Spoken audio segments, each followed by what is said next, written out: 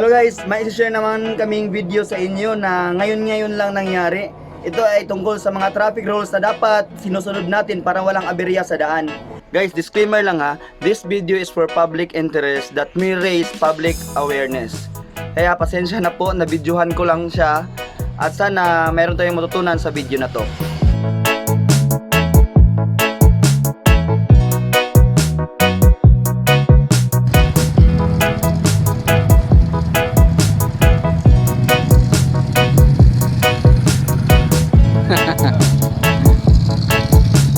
Guys, hindi ko malilagay na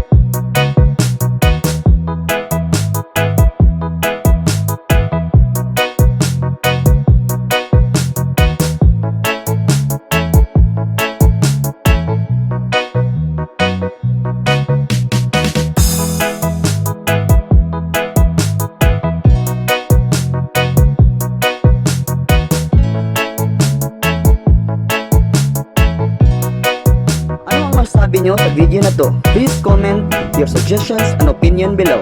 Maraming salamat po.